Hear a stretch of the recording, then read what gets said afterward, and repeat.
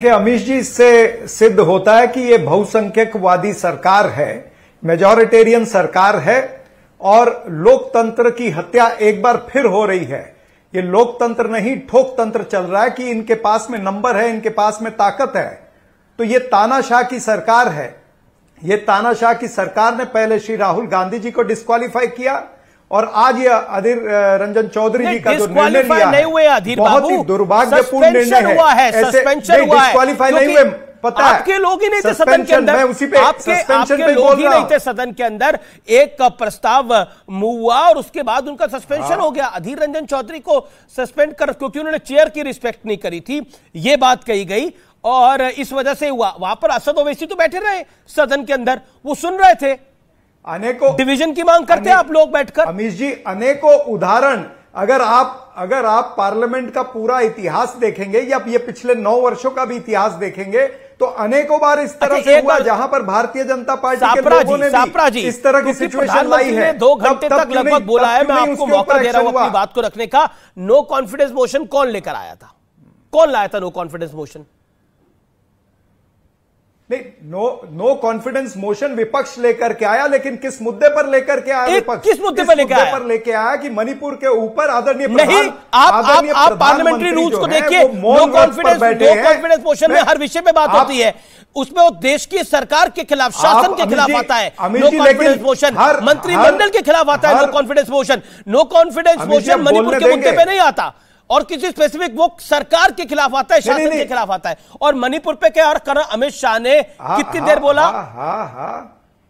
कितनी देर बोला मणिपुर पे? लेकिन इससे मुझे पता है आप केंद्र सरकार को कवर फायर देने का प्रयास कर रहे हैं, लेकिन मुझे भी पता है, मुझे सिखाइए मत लोकतंत्र की प्रणाली या पार्लियामेंट की प्रणाली, मुझे सिखाने की जरूरत नहीं है। मैं विधायक रहा हूं, मुझे पता किस तरह से नो कॉन्फिडेंस मोशन आता है और क्यों आता है। लेकिन मुख्य मुद्दा उसमें मणिपुर का था, उसके ऊपर प्रधानमंत्री 1 घंटा और 50 मिनट तक प्रधानमंत्री बोले नहीं। जब विपक्ष उठ करके बाहर गया तब उनको थोड़ा सा ध्यान आया कि मणिपुर पर भी मैंने बात करनी थी। उन्होंने पूरा अपना चुनावी भाषण किया, जुमलों की बौछार की और राजनीतिक भाषण करके उन्होंने इस नो कॉन्फिडेंस मोशन, क्योंकि उनके पास में नंबर है इसीलिए उन्होंने इसको रफा दफा किया। ये लोकतंत्र की हत्या है। लोकतंत्र में विपक्ष जवाब मांग रहा था, देश जवाब मांग रहा था कि मणिपुर पर देश के प्रधानमंत्री बोले कि किस तरह से मलम लगाई जाएगी। हम लेकर आए मणिपुर की जनता, फिर भागे क्यों? फिर छोड़ के क्यों चले गए सदन? सुनना चाहिए था पूरा। नहीं, भागे इसलिए कि ये सरकार बहुसंख्यकवादी सरकार जो है, मणिपुर के 2 एमपी जो हैं, 2 एमपी में से एक भी एमपी को बोलने नहीं दिया। क्यों नहीं बोलने दिया? ये विपक्ष जो है लोकतंत्र प्रणाली के अंदर प्रोटेस्ट कर सकता है, इसलिए हम बाहर गए हैं। इसलिए हम बाहर गए हैं। कॉल होती है और विपक्ष की कॉल होती है। अब अधीर बाबू को तो वैसे डिबेट ओपन करनी चाहिए सत्ता पक्ष की कॉल, लेकिन सत्ता पक्ष की कॉल को एक्सपोज करना वो विपक्ष का पहली बार बोलना चाहिए था, लेकिन राहुल गांधी बोले। ये तो आपकी कॉल है। ओके गौरव भाटिया, पहला रिएक्शन, अधीर रंजन चौधरी को सस्पेंशन मिला है लोकसभा से। अमित जी, सबसे पहले तो ये बात कहूंगा, जब चर्चा नाम देते हैं, ऐसा नहीं है कि सारा समय कांग्रेस के प्रवक्ता जो कि मिट्टी का तेल लेके घूमते हैं उनको दिया जाए। मैं कहूंगा आज पूरे देश ने देखा किस तरह से नरेंद्र मोदी जी ने एक स्टेट्समैन बनके, देश के अभिभावक बनके पूरे देश को संबोधित किया। लोकतंत्र के मंदिर में थे जी, लोकतंत्र के मंदिर की लाज भी रखी, मर्यादा का भी पालन किया। और ये किस्मत है अपनी अपनी, राहुल गांधी और अधीर रंजन चौधरी मिट्टी का तेल डाल रहे थे जख्मों पे और मरहम लगाने का काम किया तो श्री नरेंद्र मोदी जी ने किया। बड़ी बात यह थी, उन्होंने कहा जो मणिपुर में हुआ है वो निंदनीय है और मणिपुर के साथ पूरा देश खड़ा है, संसद में हर सांसद खड़ा है जी, और जिन्होंने ये कृत्य किया है उन्हें बख्शा नहीं जाएगा। ये आज की बड़ी बात थी। दूसरी बात देखिए, आज एक फर्क भी दिखाई दिया। सत्ता पक्ष नरेंद्र मोदी जी, कॉन्फिडेंस ही कॉन्फिडेंस है। हमारे पास चेहरा नरेंद्र मोदी जी का नेतृत्व, दूसरी तरफ कंफ्यूजन, कौन है चेहरा? घमंडिया का कोई चेहरा ही नहीं है।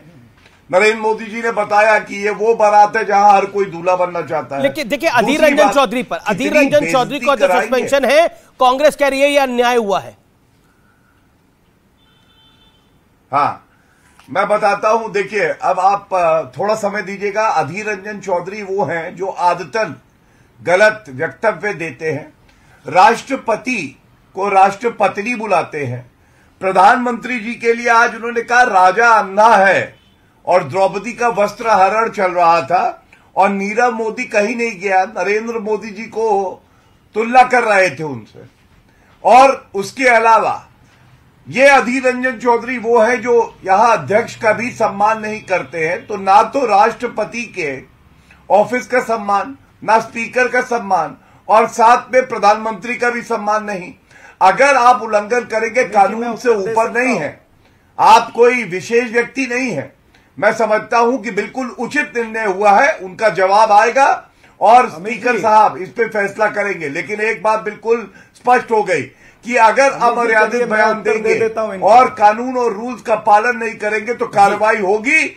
गांधी परिवार का जो जमाना था वो खत्म हो चुका है, ये देश कानून से आगे बढ़ेगा।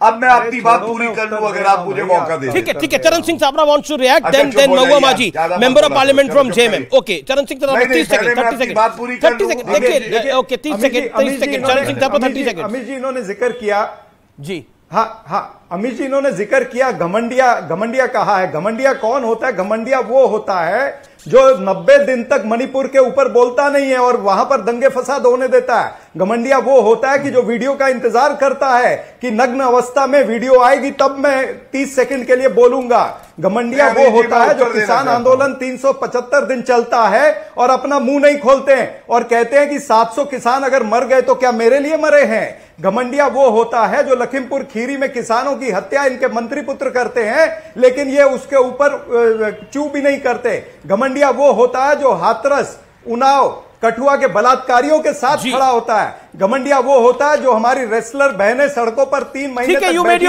Your point. लेकिन आज प्रधानमंत्री मोदी ने बोला कि काला टीका, उसकी प्रोटेक्शन कर रहे हैं। ये प्रधानमंत्री मोदी ने बोला कि ये लोग काला टीका लगाकर आ जाते हैं, जब कोई अच्छा काम होता है तो काला टीका लगा के आना पड़ता है। और सीक्रेट वरदान की भी बात करी गौरव भाटिया, ये काला टीका की बात आई और सीक्रेट वरदान की बात आई। गौरव भाटिया, रिस्पॉन्ड।